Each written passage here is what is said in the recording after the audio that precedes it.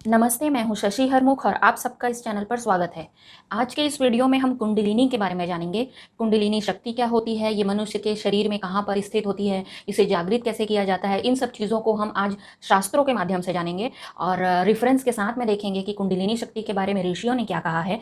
और ये जानने के साथ ही हम इस योग्य भी हो जाएंगे कि हम कुंडलिनी से संबंधित जितने भी भ्रम की चीज़ें हैं उसे हम आसानी से पहचान सकें। क्योंकि देखिए, बेईमानी तो हर क्षेत्र में है, अध्यात्म भी इससे अछूता नहीं है। अगर आप किसी सच्ची चीज़ को ढूंढने के लिए जाएंगे तो किसी भी क्षेत्र की बात हो, वो भूसे में सुई ढूंढने के बराबर होगा। और अध्यात्म भी इससे अछूता नहीं है। अध्यात्म में भी बहुत सारे अंधविश्वास हैं। और अगर अध्यात्म के बहुत सारे क्षेत्रों में भी अगर देखा जाए तो तंत्र और कुंडलिनी या ध्यान से संबंधित जो क्षेत्र है, इसमें सबसे ज़्यादा भ्रामक चीज़ें आपको मार्केट में मिलेंगी। आपको जानने, सुनने, देखने को जो सबसे ज़्यादा भ्रमित चीज़ें हैं ना, वो इसी क्षेत्रों में मिलेंगी। और इसलिए अब जबकि लोगों को नहीं मालूम कि असलियत क्या है, इसलिए लोग किसी भी चीज़ को असली समझ लेते हैं। शायद क्या वो लोग ये सोचते हैं कि क्या पता ये सच्ची बात हो, क्या पता वो सच्ची बात हो, क्या पता इससे कुछ होता हो, क्या पता उससे कुछ होता हो। तो आज हम इन सारी चीज़ों का खंडन करेंगे और हम जानेंगे कि एक्चुअली इतने सारे भ्रामक चीज़ों में से हम असली चीज़ को कैसे ढूंढें। तो हम कहाँ ढूंढेंगे? जो ऋषियों ने बोला है हम उससे जानने का प्रयास करेंगे। ठीक है, तो मैं अब आगे चलती हूँ।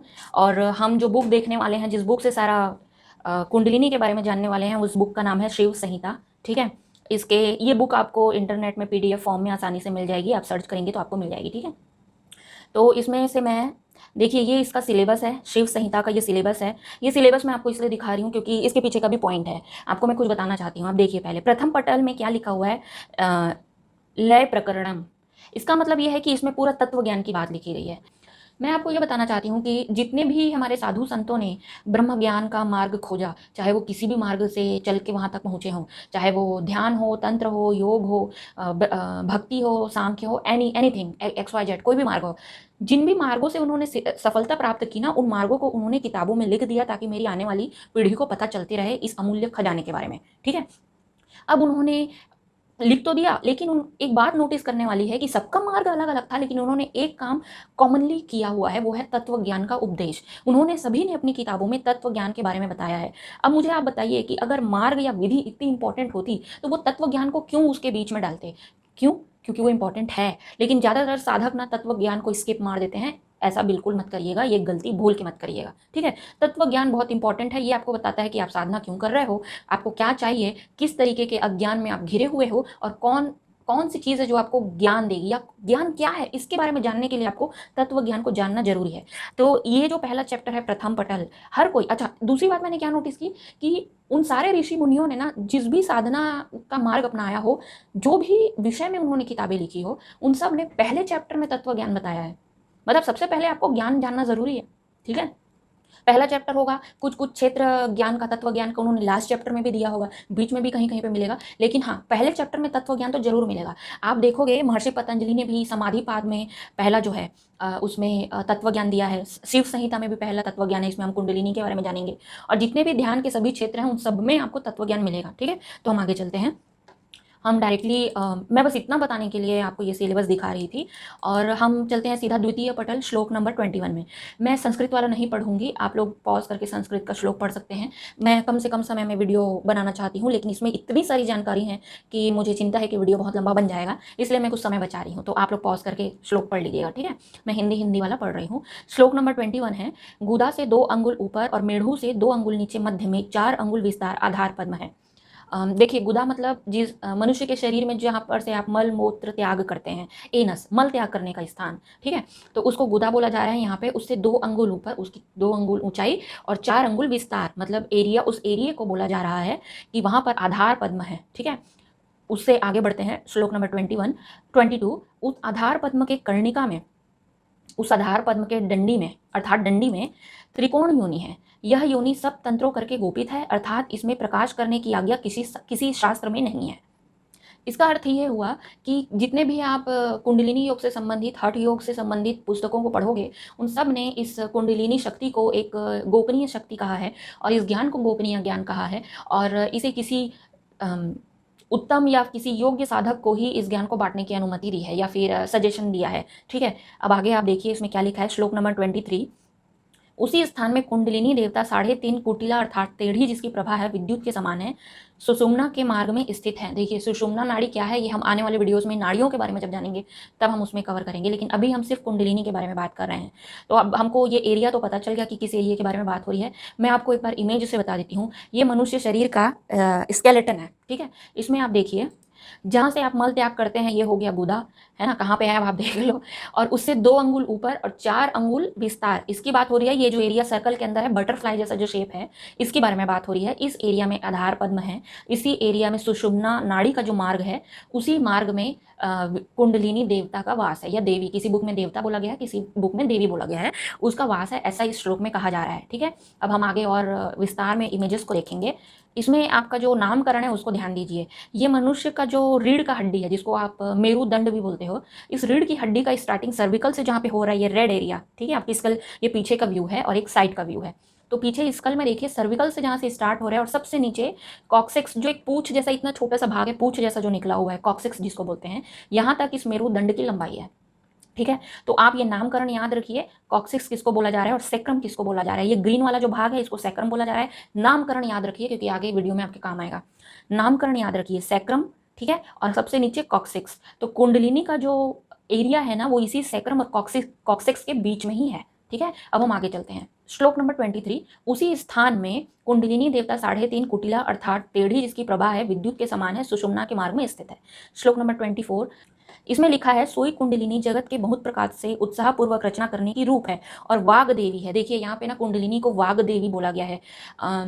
तंत्र के किसी किसी क्षेत्र में ना ब्रह्म ज्ञान को अक्षर भी कहा जाता है। मैं बहुत गहराई से इसके बारे में नहीं जानती, लेकिन कहीं पे मैंने पढ़ा था, किसी ब्रांच में ऐसा था कि ब्रह्म ज्ञान को ओमकार या अक्षर या शब्द ऐसा बोला जाता है। और वाग देवी मतलब जहाँ से उच्चारण की उत्पत्ति हो रही है, तो यहाँ पे उच्चारण करने वाली देवी या उच्चारण की उत्पत्ति करने वाली देवी, या इसको आप ऐसे सोच सकते हो कि संसार को पैदा करने वाली देवी, है ना, क्योंकि जेनिटल से संबंधित है ये।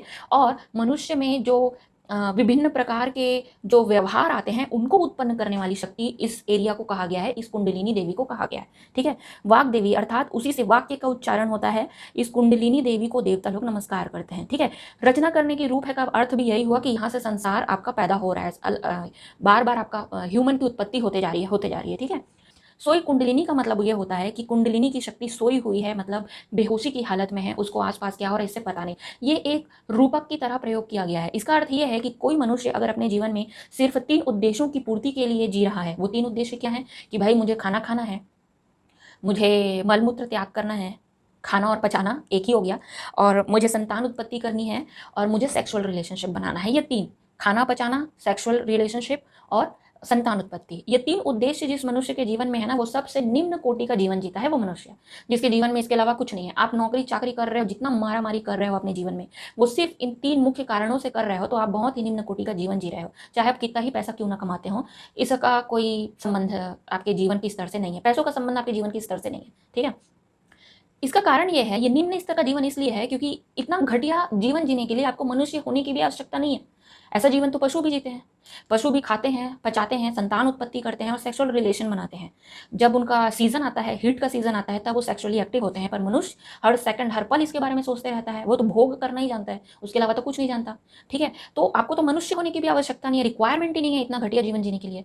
देखिए कुछ हद तक जो चेतना है वो पौधों में भी पाई जाती है, थोड़ी बहुत, ठीक है, लेकिन उनमें नर्वस सिस्टम नहीं होता, वो पेन वेन फील नहीं कर सकते, आंसू नहीं आ सकता, खून नहीं निकल सकता उनका, ठीक है। ये अलग बात हो गई। उससे थोड़े से ऊपर की जो कुछ ज़्यादा चेतना पशुओं में होती है, पर वो अपनी बुद्धि का खाने पीने और सेक्सुअल रिलेशन या क्या बोलते हैं उसको,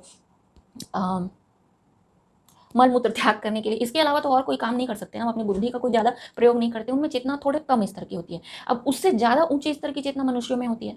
तो मनुष्य होकर भी अगर आप ऐसे ही पशुवत जीवन जी रहे हैं, ना आपको ऐसा जीवन जीने के लिए ना आपको शिक्षा की ज़रूरत है, पहली दूसरी क्लास भी पढ़ने की ज़रूरत नहीं है, उच्च शिक्षा तो छोड़ दीजिए, आपको लिखाई आती हो या ना आती हो, आप कुछ पढ़ पाते हो या ना पढ़ पाते हो, उसका कोई मतलब नहीं है। मैं अपने घर के आसपास और मेरे गाँव में भी देखा, कुछ ऐसे लोग हैं जो जिनकी बुद्धि नहीं चलती या जो मंद बुद्धि है ना, वो लोग अस्त व्यस्त कपड़े पहने रहते हैं, दर दर भटकते हैं, उनके घर वाले लोग भी उनको बाहर छोड़ देते हैं, अपने पास नहीं रखते हैं। घर कोई किसी के घर पहुंच जाते हैं अगर वो, तो कोई दया वगैरह करके रोटी सब्जी खिला देता है। तो अक्सर इन लोगों को मैं देखती हूँ, तो अगर ये घर में कहीं कहीं जाएंगे, अब उनको तो भगवान ने वैसा बना दिया तो बना दिया, ठीक है, लेकिन आपको अच्छी खासी बुद्धि देने के बाद भी अगर आप ऐसा जीवन जी रहे हो कि आप बस खाने के लिए, मल मूत्र त्याग करने के लिए, संतान उत्पत्ति के लिए और सेक्स करने के लिए बस जी रहे हो, तो ये आपका बहुत ही घटिया जीवन है। इसके लिए आपको ना किसी कौशल की आवश्यकता है, ना नौकरी करने की आवश्यकता है, ना किसी क्षेत्र में आपको निपुण होने की आवश्यकता है, ना आपको देश की खबर की जानने की आवश्यकता है, ना आपको संसार में क्या हो रहा है, मेरे आसपास क्या हो रहा है, मेरा देश कहाँ जा रहा है, पर्यावरण कहाँ जा रहा है, ग्लोबल वार्मिंग से कैसे निपटा जाए, इन सब में से किसी भी चीज़ की आपको कोई चिंता नहीं है। आप तो बस दिन के 3 काम करो बस। तो ये होती है निचले कोटि की बहुत ही घटिया किस्म का जीवन। इसीलिए इसको सोया हुआ जीवन, बेहोश जीवन बोला जाता है। कोई अकल नहीं है आपको आपने पूरा अकल जो भगवान ने दिया ना, आप उसको बर्बाद कर दिए।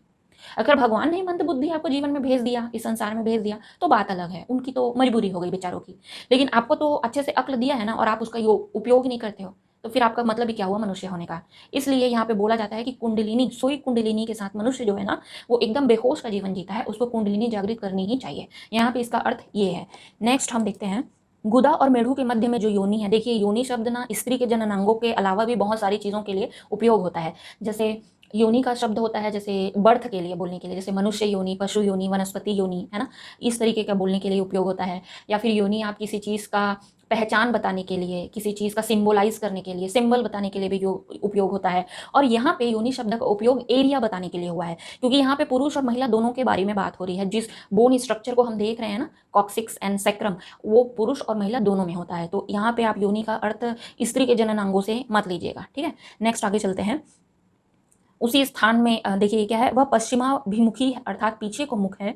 उसी स्थान में कंद है और उसी स्थान में सर्वदा कुंडलिनी की स्थिति है।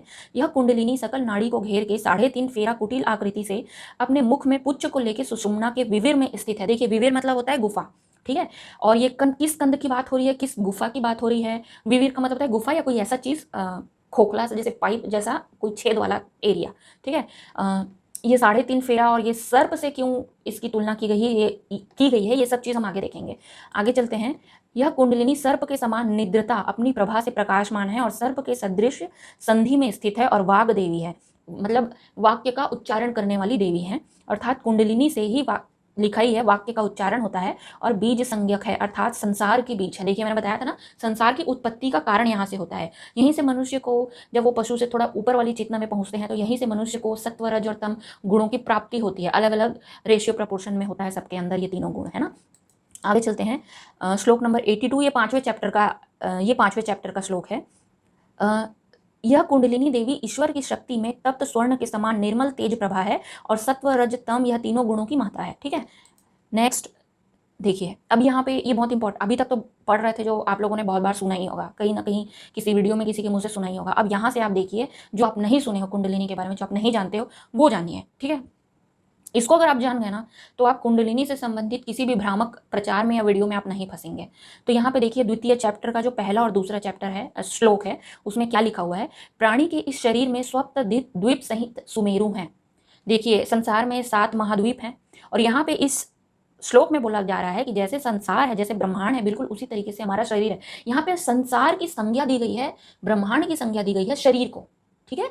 शरीर को ब्रह्मांड की संज्ञा दी गई है। अब इसका मतलब समझो कि शरीर की तुलना ब्रह्मांड से की गई है। ब्रह्मांड है क्या? नहीं, लेकिन तुलना की गई है, उसको रूपक की तरह उपयोग किया गया है, उसके प्रकार की तरह उपयोग किया गया है। ये बहुत इंपॉर्टेंट है, इसको गहराई से समझिए।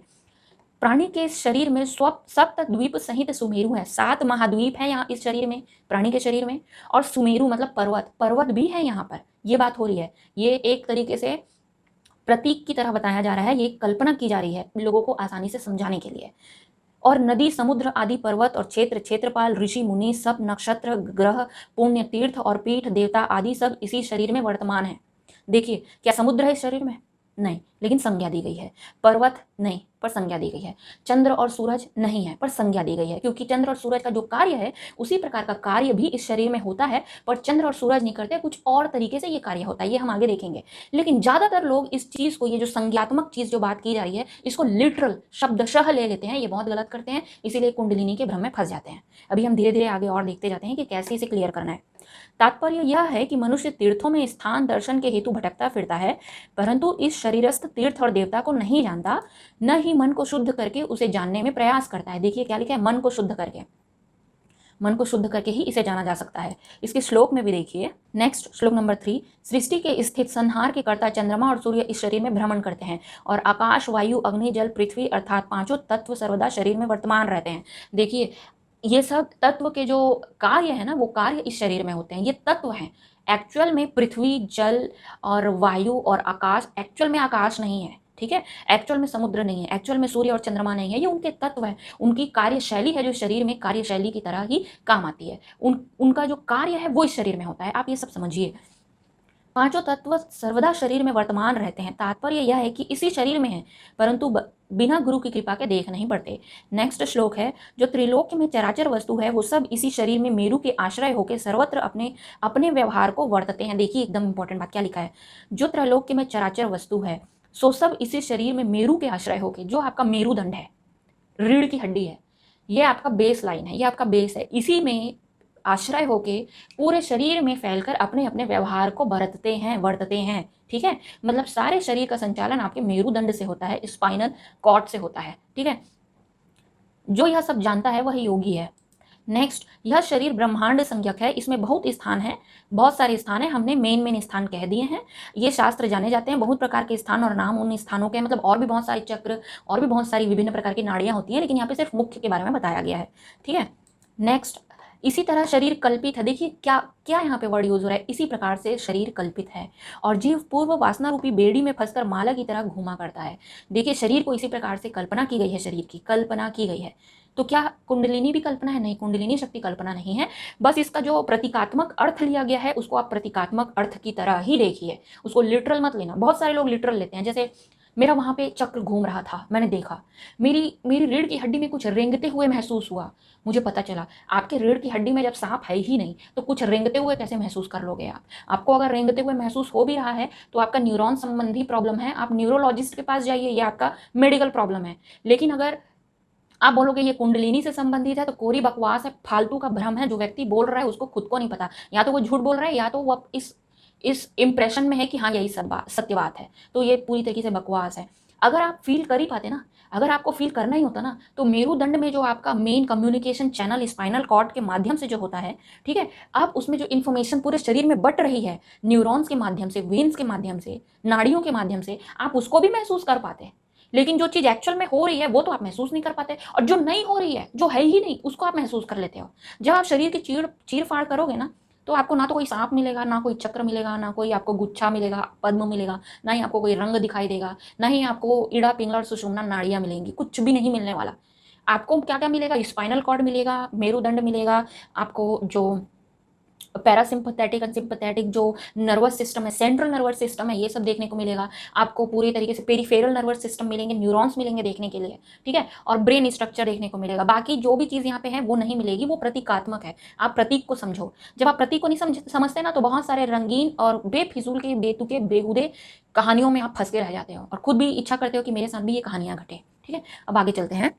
सोई जीव नाना प्रकार के गुण ग्रहण करता है और संसार में बहुत प्रकार के व्यापार करता है, यह सब पूर्व अर्जित शुभाशुभ कर्म के फल भोगता है। देखिए सोया हुआ जीव बहुत प्रकार के गुण धर्म अपने अंदर पैदा करता है, सत्व, रज और तम के कॉम्बिनेशन से। ये कॉम्बिनेशन क्या है, इसके बारे में भी मैंने यहाँ बहुत अच्छे से डिटेल में बताया है। एक वीडियो है जिसको मैंने भागवत गीता के माध्यम से बताया है, आप उसको जरूर एक बार जाके देखिए कि ये गुण मनुष्य के व्यवहार को, कर्म को, भाग्य को और दुख और सुख को कैसे रूल करते हैं। इन्हीं गुणों के माध्यम से जो भी आपको जीवन में प्राप्त होता है वो इन्हीं के कारण प्राप्त होता है। तो अगर आप अपने जीवन को अच्छा करना चाहते हैं, दुखों से मुक्ति चाहते हैं, तो आपको इन गुणों को समझना होगा। तो आप वो वीडियो भी देखिए, ठीक है। और इन्हीं गुणों के कारण बहुत सारी कामनाएं करता है मनुष्य, बहुत सारी वासनाएं पैदा करता है और कभी खत्म ना होने वाले इच्छाओं के चक्र में फंसता जाता है, गूंथता जाता है माला की तरह। और सिर्फ शरीर के मरने और जीने में ही ये माला की जो गुत्थी है, ये बंधन है, सिर्फ शरीर तक ही सीमित नहीं है, ये मन की भी बात हो रही है। आप पल पल मरते और जीते हो, आप सिर्फ 24 घंटे में ही कितने ही बार दुख का अनुभव कर लेते हो और बहुत ही कम, शायद ही कभी कभार ही सुख का अनुभव करते हो। अगर आप बहुत अच्छे से माइक्रोस्कोप लेके अपने जीवन को देखो तो 99% आपके जीवन में ओनली दुख है, ठीक है। कभी कभार सुख आता है, वो भी क्षण भर में गायब हो जाता है। और जो अधर दुख नहीं है और सुख नहीं है, तो बाकी जो है वो सुख की कल्पना में बीतता है समय, एक्चुअल सुख में नहीं, सुख की कल्पना में बीत जाता है। लेकिन आप समझ रहे हो मैं क्या कह रही हूँ? माइक्रोस्कोप लेके अपने जीवन को देखिए, ज़्यादातर पार्ट दुख ही है, ठीक है। नेक्स्ट, अब इसका जो बॉटम एरिया है इसको देखिए, नीचे वाली इमेज में बॉटम एरिया को देखिए जहाँ पे लिखा है कॉक्सिक्स, टेल बोन जिसको हम बोलते हैं। इस एरिया को अच्छे से देखिए, ये देखिए, ये 3 सर्कल बना हुआ है। सर्कल मतलब कैसे बोला जाएगा, 3 पट्टी की तरह बना हुआ है। अगर आप इसको ये तो आप फ्रंट से देख रहे हो तो आपको ये पट्टी की तरह दिख रहा है, लेकिन एक्चुअली में ये ऐसे राउंड की तरह है, ठीक है। जैसे आप लोगों ने अगर रियल में सांपों को देखा है, सर्प की पूंछ कैसे होती है देखा है? अगर नहीं देखा होगा तो कोई बात नहीं, मैं इस वीडियो में इमेजेस में आपको दिखाऊंगी। उनका जो पूंछ होता है ना वो बिल्कुल इसी प्रकार से होता है, राउंड होता है, और इसी प्रकार से चौड़ी चौड़ी पट्टी की तरह ऐसे 3 बार 4 बार ऐसे 5-6 बार ऐसे पट्टी की तरह रहती है। इसमें क्या हुआ है, ये 3 बार ऐसे करके घुमा हुआ है, और सबसे लास्ट वाला तो बहुत छोटा है। तो क्या 3.5 कुंडलिनी मार के वाली बात जो होती है, क्या वो इसी कारण से होती है? मैं बस सोच रही हूँ कि हमारे ऋषियों ने ऐसा क्यों लिखा, क्योंकि एक्चुअल में आपके शरीर में कोई सांप नहीं है, कोई भी कुंडलिनी मार के नहीं बैठा हुआ है, तो उन्होंने ऐसा क्यों लिखा? और जब उन्होंने ये बोला कि शरीर जो है ब्रह्मांड की संज्ञा है, तो क्या इन्होंने, ऋषियों ने, सर्प के पूंछ को, ये कॉक्सिक्स को सर्प के पूंछ की संज्ञा दी है? और क्या कॉक्सिक्स के जो राउंड जो सर्कल हैं, देखिए यहाँ पे 3-3.5 सर्कल बन ही रहे हैं, इन सर्कल्स को सर्प के पूंछ की संज्ञा दी है? क्या ऐसा हो सकता है? ये मेरे दिमाग में बार बार आता था, तो ये मैंने आपसे शेयर किया। आगे चल के देखते हैं क्या ऐसा है क्या। नेक्स्ट, इस इमेज में देखिए, अब इन दोनों को याद रखिएगा कि सैक्रम कहाँ है और कॉक्सिक्स कहाँ है। अब देखिए, हम कुंडलिनी को सर्प से तुलना करते हुए तो कई बार सुने हैं, अभी अभी शास्त्रों में, अभी शिव संहिता में भी इसकी तुलना की गई है। सर्प का जो पूंछ है ये मूलाधार, ये गुदा द्वार के पास दिखाया जा रहा है, और सिर जो है ये ब्रेन के पास, ये स्कल के पास दिखाया जा रहा है, ठीक है। नेक्स्ट इमेजेस में आप देखिए कि सर्प से क्यों तुलना की गई है, इसको आप देखिए, ये सैक्रम और कॉक्सिजिल और ये जो पूरा बोन स्ट्रक्चर है ये पूरा सर्प की तरह दिख रहा है या नहीं, आप देखिए। क्या इसीलिए सर्प की तुलना इससे की गई है? और इसका मुख देखिए, जहाँ पे ये खुला है, ये खुला है जो मुख, इसका शेप देखिए आप, ट्राइंगल की तरह जो मुख खुला है, जो सेक्रम और कॉक्सिक्स है, इसके बीच का एरिया जो है आप देखिए, इसका मुख खुला हुआ है, ठीक है। नेक्स्ट वीडियो में आप देखिए, ये देखिए सर्प, सर्प का पूंछ कैसा होता है, और कॉक्सिक्स भी बिल्कुल इसी शेप का है, ठीक है। अब आप देखेंगे इस फोटो में कि ये जो कॉक्सिक्स है ना, ये बिल्कुल इस सर्प के मुंह के अंदर आ रहा है। इस चारों इमेजेस में देखिए कॉक्सिक्स कहाँ पे आ रहा है। इस सर्प के जो एरिया मैंने सर्कल किया हुआ है ना, इन एरियाज को देखिए, सर्प के मुंह के अंदर सर्प की पूंछ आ रही है, मतलब कॉक्सिक्स सेक्रम के अंदर आ रहा है। और आप एक्चुअली में जब बोन का स्ट्रक्चर देखेंगे तो भी कॉक्सिक्स सेक्रम के अंदर से आ रहा है। तो आप समझे शास्त्रों ने क्यों कहा कि ये सोई हुई सर्प है, सोया हुआ सर्प है, कुंडलिनी शक्ति है, और ये अपने पूंछ को अपने मुंह में दबा के बैठी हुई है, और ये 3 कुंडलिनी मार के बैठी हुई है। अब आपको समझ आया कि क्यों ऋषियों ने सर्प से तुलना की है इसकी। तो जितने भी लोग ये वीडियो बनाते हैं ना कि नहीं सच में सर्प होता है, सर्पेंट पावर है, ये ऐसा होता है, सब भ्रम है, सब ढकोसला है। ये सिर्फ विचारों से, मनुष्य के वृत्तियों से इसका संबंध है। मनुष्य की वृत्तियां जब सोई हुई रहती हैं तो वो बहुत ही जहरीली होती हैं, मनुष्य के लिए स्वयं घातक होती हैं, दुख का कारण होती है, अवसाद और विषाद का कारण बनती है, ठीक है। और जब यही वैशैली वृत्ति को मनुष्य त्याग देता है, मतलब वो अपने वृत्तियों से ऊपर उठने लगता है, अपने त्रिगुणात्मक वृत्तियों को छोड़ता है और ब्रह्म ज्ञान की ओर बढ़ते जाता है, तो ये उसका विषैलापन कम होते जाता है। इसका अर्थ ये है, ऋषियों ने इसलिए इसकी संज्ञा, कुंडलिनी शक्ति की संज्ञा सर्प से की है, ठीक है। आपको समझ आ रहा है? नेक्स्ट हम देखते हैं। अब देखिए, पूंछ का तो हमको समझ आ गया कि पूंछ और मुंह में सर्प ने अपने मुख में पूंछ को क्यों दबा के बैठा, ये तो समझ आ गया। अब देखिए सिर वाला भाग देखिए सर्प का, ये देखिए सिर वाला भाग जो है सर्प का, ऐसा क्यों बोला गया है कि जब कुंडलिनी जागृत होती है तो वो सर्प ऊंचा उठता है और ऊपर की ओर जाता है, क्यों बोला गया है? अब सर्प का मुख देखिए, ये जागृत सर्प है, ठीक है, मतलब ये सोया हुआ था सर्प, कुंडलिनी शक्ति सोई हुई थी, सर्प जाग गया, कुंडलिनी शक्ति जाग गई, अब ये सर्प ऊपर पहुंच गया। अक्सर इस तरीके के सर्प के इमेजेस को दिखा के कुंडलिनी शक्ति का चित्रण किया जाता है। अब ये स्पेशली इसके सर को ध्यान दीजिए, सिर को। अब देखिए आगे, ये देखिए, अब ये सांप जैसा दिख रहा है कि नहीं, आप देखिए, ये एक्चुअल ह्यूमन का बोन स्ट्रक्चर है, पीछे इमेज है ये, कि ये जो है, जो स्पाइनल कॉर्ड ब्रेन में ये इस ऊपर की ओर आ रहा है, ये कैसा दिखता है बैक साइड से, ये देखिए,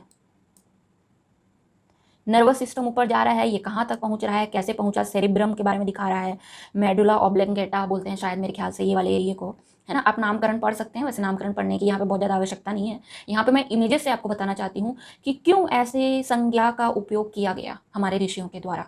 और उस समय ऐसे संज्ञा का उपयोग करना इसलिए भी जरूरी था क्योंकि आप मनुष्यों को कैसे बताओगे जब मेडिकल की सुविधा इतनी ज़्यादा आगे तक बढ़ी नहीं थी कि आप लोगों को माइक्रोस्कोप से दिखा सको कि आपके शरीर में क्या है क्या नहीं है, कैसे आपके शरीर में स्पाइनल कॉर्ड जो है ये काम करता है, ठीक है, कैसे आपके शरीर में इंफॉर्मेशन ट्रैवल करती है, कैसे आपका ब्रेन काम करता है, कैसे आपके शरीर के न्यूरॉन सिस्टम जो है वो इन्फॉर्मेशन पास करते हैं, ट्रैवल करते हैं। ये सब चीज़ अब जब आप मनुष्यों को नहीं दिखा सकते हो तो किसी को कैसे बताओगे कि ये सब चीज़ आपके शरीर को कंट्रोल करती है। और इसी कंट्रोल करने के कारण और इसे ठीक अगर आप कर लेते हो तो आपका जीवन भी बहुत सुंदर और सुखद हो जाता है। ये मनुष्यों को कैसे समझाया जाए?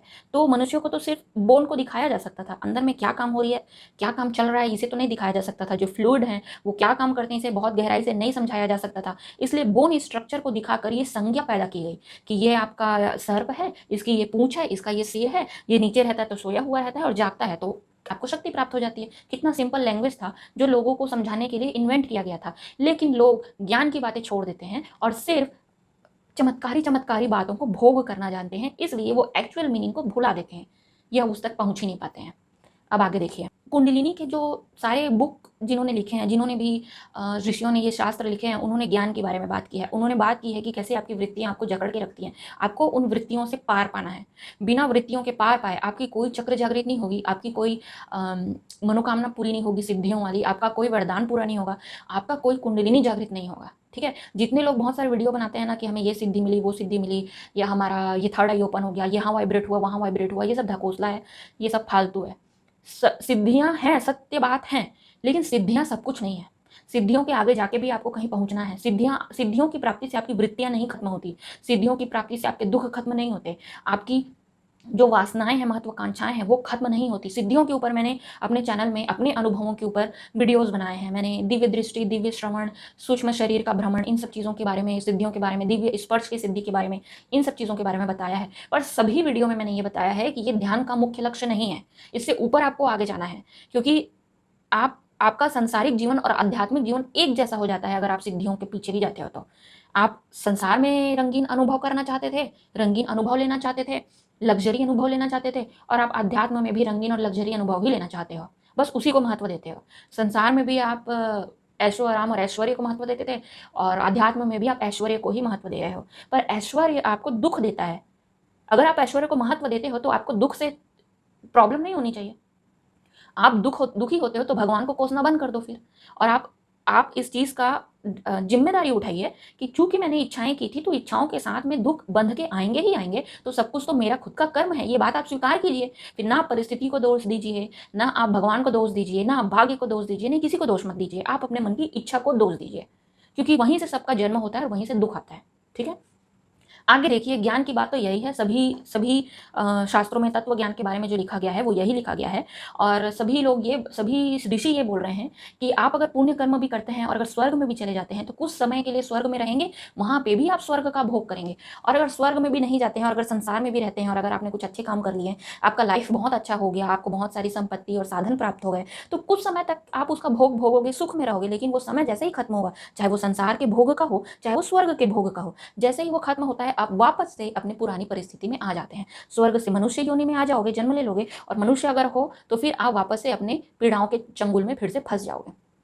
तो कुल मिला के जो ऋषि हैं वो ये कह रहे हैं कि इन चक्करों से बचिए, इन उतार चढ़ाव से बचिए, और हमेशा हमेशा के लिए अज्ञानता से पार पा जाइए। ये समझ लीजिए कि ये सब चीज़ों में सुख नहीं है और ये संसार सुख देने के लिए बनाया ही नहीं गया है। जितना जल्दी आप समझेंगे उतना जल्दी आप परम आनंद को प्राप्त कर लेंगे, उतना जल्दी आप सुखी हो पाएंगे। तो ये तत्व ज्ञान का निचोड़ है जो हर ऋषि मुनि अलग अलग शब्दों में, अलग अलग माध्यम से, अलग अलग साधना के मार्ग के द्वारा आपको बताना चाह रहे हैं। ठीक है, तो कुंडलिनी जागृत कैसे होगी? जब आप इस ज्ञान तक पहुंचोगे, जब आप साधना करोगे। समुद्र में मिलने के लिए नदी को बहुत लंबा सफर तय करना होगा। ये यात्रा किए बिना आप समुद्र से नहीं मिल सकते। ठीक है, तो इन वृत्तियों से निपटारा किए बिना, पार जाए बिना आप कुंडलिनी जागृत नहीं कर सकते हो। ठीक है, मैं आपको ये बताना चाहती हूँ कि कुंडलिनी जागृत करने का मार्ग सिर्फ चक्रों के ऊपर ध्यान केंद्रित करना नहीं है। ध्यान आप कई और प्रकार से कर सकते हो। आप शून्य के ऊपर ध्यान केंद्रित कर सकते हो, सिर्फ श्वास के ऊपर ध्यान केंद्रित कर सकते हो, नाम जप के साथ कर सकते हो, शब्द जाप के साथ कर सकते हो, ठीक है, मंत्र जाप के साथ कर सकते हो, योगाभ्यास के द्वारा कर सकते हो, परमार्थ के कर्म से कर सकते हो, गुरु सेवा से कर सकते हो, भक्ति से कर सकते हो, भगवत कृपा प्राप्ति करके भी कर सकते हो। तो विभिन्न मार्ग हैं, बहुत सारे मार्ग हैं, बट सभी मार्गों में एक कॉमन चीज क्या है? वृत्तियों से निपटारा। वृत्तियों से निपटारा एक कॉमन चीज है, ठीक है। नेक्स्ट बुक जो है विज्ञान भैरव। ये विज्ञान भैरव तंत्र जो है ना, इसमें 112 ध्यान की विधियों के बारे में बात की गई है। इसमें से कुछ इक्का दुक्का विधियां ऐसी हैं जो चक्रों के बारे में बात करती है, जो सुषुम्ना नाड़ी के बारे में बात करती है, बट आपको सोचने की जरूरत है कि 112 विधियां हैं ध्यान की, जिसमें से सिर्फ इक्का दुक्का विधियां ही हैं ये। आप समझ रहे हो? मतलब ध्यान कई प्रकार से किया जा सकता है, और इसमें किसी भी प्रकार के किसी भी नाड़ी का विस्तृत कोई वर्णन नहीं है, और इसमें किसी भी प्रकार के कुंडलिनी देवी या देवता का कोई वर्णन नहीं आता है, ठीक है। हाँ, लेकिन ये 112 तरीके तो इसी बुक में आपको मिल जाएंगे। नेक्स्ट जो बुक है महर्षि पतंजलि का जो योग सूत्र है, इस योग सूत्र में 4 चैप्टर हैं। फर्स्ट चैप्टर में आपको ब्रह्म ज्ञान या तत्व ज्ञान के बारे में बात की गई है ना, और सेकंड चैप्टर में आपको विधियों के बारे में बात की गई है, अष्टांग योग के बारे में बात की गई है, थर्ड में आपको सिद्धियों के बारे में बात की गई है, और फोर्थ में आपको कैवल्य या निर्वाण के बारे में बात की गई है। आपको मैं ये बताना चाहती हूँ कि फर्स्ट और चौथे चैप्टर में आपको तत्व ज्ञान के बारे में बात की गई है, और सिद्धियों के बाद निर्वाण की बात की गई है। आप समझ रहे हो? महर्षि पतंजलि ने सिद्धियों को तीसरे चैप्टर पे रखा है, और चौथे चैप्टर में निर्वाण, मतलब निर्वाण फाइनल स्टेज है। और सिद्धियों के बारे में भी महर्षि पतंजलि ने भी अपने चैप्टर में बोला है, सिद्धियों से पार पाने के बाद निर्वाण प्राप्त होता है। तो फर्स्ट तो मैं ये चाहती हूँ कि साधक सिद्धियों के पीछे ना पड़ के और कुंडलिनी की चमत्कारिक जो कहानियां हैं उससे प्रभावित ना हो के साधना में आए। पहले तो मैं ये चाहती हूँ। लेकिन अगर फिर भी आपकी इच्छा है कि नहीं, मुझे सिद्धि ही प्राप्त करनी है और नहीं, मुझे चमत्कारिक अनुभव ही लेने हैं, तो भी कोई प्रॉब्लम नहीं है। पहले मेरे विचार बहुत संकुचित थे, अब मेरे विचार थोड़ा ओपन हो गए हैं, और मैं सोचती हूँ कि अगर आपके अंदर लालच भी है तो भी कोई बात नहीं। लालच आपके अंदर एक क्या कहते हैं उसको, जड़ की तरह काम करेगा, आपको साधना की तरफ धकेलेगा, जड़ बनेगा वो आपका प्रेरणा स्रोत बनेगा। लालच, मेरे मन में लालच था। जिस दिन मैंने इस बात का विचार किया ना, मेरा सोच खुल गया। मेरे मन में लालच था, पिता का प्रेम चाहिए मुझे। मेरे मन में लालच था, मुझे अपने दुखों से मुक्ति चाहिए, और कहीं ना कहीं मैं अपने आप को सत्य साबित करना चाहती थी। जो मेरे विचार है, मैं उनको सत्य साबित करना चाहती थी कहीं ना कहीं। तो इन सब चीज़ों का लालच था मेरे अंदर, और इन लालच की वजह से मैं भगवान की तरफ गई, और मैं गई, और जैसे उनके पास गई तो ये लालच भी खत्म हो गया। उसी प्रकार से मुझे पूरी उम्मीद है, पूरा विश्वास है कि आप जब भगवान के करीब जाते हो ना, तो आपको रियलाइज होता है कि जो आप इच्छा कर रहे थे वो कितना छोटा है, जो आपने पाया उसके सामने। तो मुझे अब इससे कोई आपत्ति नहीं है। आप चाहे सिद्धि की लालसा करो, चाहे आप संसार में किसी भी चीज़ की, मनपसंद स्त्री की, धन की, मनपसंद नौकरी की, विदेश यात्रा की, किसी भी चीज़ की इच्छा करो। किसी भी इच्छा की पूर्ति के लिए भी अगर आप साधना करते हो तो जरूर करो, और भगवान अगर प्रसन्न हुए तो क्या पता आपकी इच्छा सच में पूरी कर दे। उन्होंने की ना मेरी इच्छा, मेरे मन में लालच था, उन्होंने मेरी इच्छा पूरी की, मेरे को प्रीता का प्रेम मिला, ठीक है, मेरे को अपने दुखों से मुक्ति मिली, और समहाउ मैंने ये भी साबित कर दिया कि हाँ, मेरे विचार सही थे। तो मिला ना मुझे भी, मैं लालची थी, मुझे भी मिला। तो मुझे जैसे ही मैंने इस बारे में सोचा, मेरा पूरा दिमाग खुल गया कि आप लोगों के मन में कैसा भी कोई भी लालच हो, आप जाइए तो सही भगवान के पास, क्या पता वो आपसे प्रसन्न हो के आपकी लालसा पूरी कर दें, ठीक है। तो आगे आप चलते हैं, आगे जो मैंने बुक पढ़ा उसके बारे में। नेक्स्ट, षट चक्र निरूपणम। देखिए, ये एक बुक है षट चक्र निरूपणम, जिसमें 6 चक्रों को कैसे जागृत किया जाए इसके बारे में डिटेल में नॉलेज दी गई है। लेकिन ये बुक अधूरी है एक्चुअली में। इसका जो ओरिजिनल बुक है उसका नाम है श्री तत्व चिंतामणि। श्री तत्व चिंतामणि में 25 चैप्टर हैं, ओरिजिनली 25 चैप्टर हैं। प्रथम अध्याय में तत्वबोध, जैसे कि मैंने बताया, ये बहुत इंपॉर्टेंट है। दूसरे अध्याय में दीक्षा की आवश्यकता, तीसरे अध्याय में दीक्षा के लिए स्थान चयन वगैरह वगैरह, चौथे अध्याय में देवताओं के मंत्र, उनकी पूजा आदि का निरूपण हुआ है। 5वें अध्याय में दीक्षा में उनके स्थान, उनकी पूजा, सहायक देवताओं के बारे में बात हुई है ना, और इन सब चीज़ों के बारे में बात हुई है। और 6वें अध्याय में षट चक्रों का निरूपण किया गया है।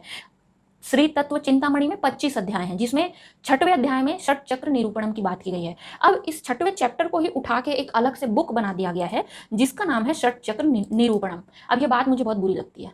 क्यों बुरी लगती है? क्योंकि आपने इतना जो तत्व वाला भाग है, जो चीज़ आपको सहायता करेगा चक्रों के जागरण में, उसको तो आपने छोड़ दिया, और एक चैप्टर को निकाल के आप ला गए, जैसा कि सिर्फ यही बस महत्वपूर्ण बात है, आगे पीछे जानने की कोई आवश्यकता ही नहीं है। ये तो बहुत गलत बात है, ठीक है। इसको आप ऐसे समझिए, अगर आप एक बहुत सुंदर लेखक बनना चाहते हैं, बहुत अच्छा लेखक बनना चाहते हैं, तो आपके लिखाई में ताकत होनी चाहिए ना, आपका सारा कला दिखाई में होना चाहिए ना। पेन की सुंदरता कोई मतलब नहीं रखती, आपकी लिखावट कितनी सुंदर है ये इससे बात मायने नहीं रखती, आप कितने सुंदर कागज का प्रयोग कर रहे हो इसके बाद ये भी उतनी मायने नहीं रखती। सबसे महत्वपूर्ण बात क्या है कि आपके विचार कैसे हैं, आपके विचार ज्वलंत हैं या नहीं, सटीक हैं या नहीं, सत्य हैं या नहीं, प्रभावित करने वाले हैं या नहीं, ये विचार सबसे महत्वपूर्ण है। बाकी अगर नहीं रहेगा तो भी चलेगा। तो आप विचारों को इग्नोर करके अच्छे लेखक नहीं बन सकते। उसी प्रकार से आप इस बंधनों से मुक्त होने के लिए विचारों को त्याग नहीं सकते, मतलब विचारों की महत्ता को त्याग नहीं सकते। तो विचार को शुद्ध करने के लिए आपको सारे तत्व ज्ञान से होकर गुजरना पड़ेगा, सारी चीज़ों को सीखना पड़ेगा। आपके शरीर में जितने भी चक्र हैं, चक्र चक्कर के रूप में नहीं है, वो भावनाओं के रूप में है। तो उन भावनाओं से आपको पार पाना होगा, तब जाके आपका कुंडलिनी का जागरण होगा। अब हम लगे हाथ कुंडलिनी से संबंधित कुछ भ्रमों के बारे में भी बात कर लेते हैं।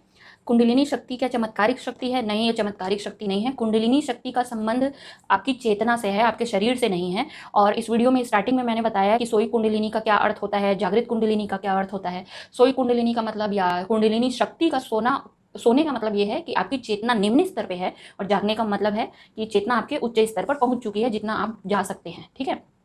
शरीर में कहाँ रहती है ये शक्ति? कहीं भी नहीं रहती है। शरीर में सब जगह चेतना रहती है, और चेतना को ऊंचा करना आपका कर्तव्य है। कुंडलिनी का क्या काम है? कुंडलिनी शक्ति के जागरण करने का अर्थ है अपनी चेतना को बढ़ाना। ठीक है। कुंडलिनी जागरण कैसे करते हैं? जब आप अपने वृत्तियों से पार पा जाएंगे, अपने वृत्तियों से मुक्ति पा लेंगे, तब जाके आपकी कुंडलिनी जागृत हो जाएगी। कुंडलिनी शक्ति का शरीर से क्या संबंध है? शरीर से कोई संबंध नहीं है। जैसे देखिए, शरीर से संबंध वैसा ही है कुंडलिनी शक्ति का, जैसे आप व्यायाम करते हैं ना, तो जो फायदा आपके शरीर को मिलता है, वैसा ही आप ध्यान करेंगे तो वो फायदा आपके शरीर को मिलेगा। रक्त संचार अच्छा हो जाएगा, ऑक्सीजन अच्छा हो जाएगा आपके शरीर में, आपके शरीर में कांति आ जाएगी, लालिमा आ जाएगी, आपके आंखों की रोशनी बढ़ जाएगी। अगर मैं बचपन से करती तो मुझे चश्मा ही नहीं लगता, क्योंकि मुझे चश्मा स्कूल टाइम से लगा हुआ है। और जैसा कि आपको पता है कि मैं 90% मेरी साधना का भाग भक्ति मार्ग है, और 10% ध्यान मार्ग है। और ध्यान करने के बाद ही जो सिद्धियों वाला अनुभव था, जो समाधि का अनुभव, ईश्वर प्राप्ति का अनुभव, ये ध्यान करने के बाद हुआ। तो अंत का 10% भाग मेरा ध्यान का मार्ग है ना। तो अगर शुरू से मैं ध्यान मार्गी होती तो मुझे कभी चश्मा नहीं लगता। इस बात का मुझे अफसोस है, लेकिन उतना भी नहीं है। चलो खैर, तो आई होप आपको समझ में आया होगा कि शरीर का संबंध ध्यान से या कुंडलिनी शक्ति से इतना है कि आपका शरीर स्वस्थ होता है। ठीक है, ऑर्गन ठीक काम करने लगते हैं, स्ट्रेस नहीं होता, तो आपके दिल का भी स्वास्थ्य ठीक रहता है, और आपका किडनी का स्वास्थ्य अच्छा रहता है, ओवरऑल फायदा आपको मिलता है। ठीक है। शरीर में ऊर्जा कहाँ कहाँ पर है और कहाँ ट्रैवल करती है? देखिए, शरीर में मैंने बहुत सारे वीडियो देखे जो इस तरीके की बातें करते हैं कि आपका ये ऊर्जा बंद है, यहाँ पे इसको ऐसे खोलना होगा, यहाँ पर ऊर्जा का प्रवाह नहीं हो रहा है, गटर का ढक्कन है जो बंद हो गया है, जो खोलना पड़ेगा। तो अजीब अजीब सी बातें मेरे को सुनने में मिलती हैं कि ऊर्जा आपकी नीचे गिर गई है, उसको उठानी होगी, ऊपर उल्टी चल रही है ऊर्जा, उसको सीधी करनी होगी। कैसी अजीब अजीब सी वाहियात सी बातें मैंने सुनी है। तो शरीर में ना ऊर्जा कहीं भी ट्रैवल नहीं करती, और ना ही कहीं पर ऊर्जा है।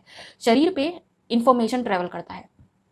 पूरे शरीर में पेरिफेरल नर्वस सिस्टम का जाल बिछा हुआ है, जो पूरे शरीर से इंफॉर्मेशन को एकत्रित करते हैं, और सेंट्रल नर्वस सिस्टम तक, जो मेरुदंड के अंदर जो स्पाइनल कॉर्ड है, उसमें सेंट्रल नर्वस सिस्टम में लेके आते हैं शरीर के विभिन्न भागों से। ठीक है, अलग अलग क्षेत्र में लेकर आते हैं, और उस इंफॉर्मेशन को ब्रेन तक पहुंचाते हैं। तो अगर शरीर में कुछ ट्रैवल कर रहा है, तो खून ट्रैवल कर रहा है, न्यूरॉन्स ट्रैवल कर रहे हैं, ऑक्सीजन ट्रैवल कर रहा है, ये इंफॉर्मेशन ट्रैवल कर रहा है, और आपका सांस है जो ट्रैवल कर रहा है। तो ये सारी चीज़ें ट्रैवल कर रहे हैं, ऊर्जा कोई ट्रैवल नहीं कर रही है। ठीक है, ये ऊर्जा के खेल से बचिए, क्योंकि ऊर्जा से संबंधित बहुत सारे मार्केट में फर्जी खेल चल रहा है। ऊर्जा है ही खुद ही में फर्जी, तो संबंधित सारे खेल भी फर्जी है। ठीक है। आगे और क्या बच गया? ये ऑरा क्या होता है? तो ऑरा जैसी भी कोई चीज़ नहीं होती कि किसी का बैगनी ऑरा दिख रहा है, किसी का ब्लैक है, किसी का व्हाइट ऑरा दिख रहा है, या किसी के शरीर से एक प्रकार का तेज निकलता है, ऐसी बातें भी बहुत लोग बोलते हैं। तो नहीं, ऐसा कुछ नहीं होता। ये ऑरा के चक्कर में आप लोग मत फंसिए। शुद्ध सात्विक सनातन ज्ञान पर ध्यान फोकस कीजिए। ये जब आप ऐसे आबरा चीज़ों के पीछे भागते हो ना, तो शुद्ध जो ज्ञान है उसकी बहुत बदनामी होती है, उसकी वैल्यू गिर जाती है, उसको कोई देखने पूछने वाला नहीं रह जाता। फिर तो ये पूरा सर्कस बन जाता है अध्यात्म भी। तो अध्यात्म को सर्कस मत बनने दीजिए, और ना ही किसी भी प्रकार के सर्कस का हिस्सा खुद बनिए। नहीं बनना है आपको। ठीक है। तो आई होप आज के इस वीडियो में आपको क्लियर हुआ होगा कि कुंडलिनी क्या है। अब हम आगे की वीडियो में जानेंगे नाड़ियों के बारे में। ठीक है। तो मिलते हैं नेक्स्ट एपिसोड में। धन्यवाद।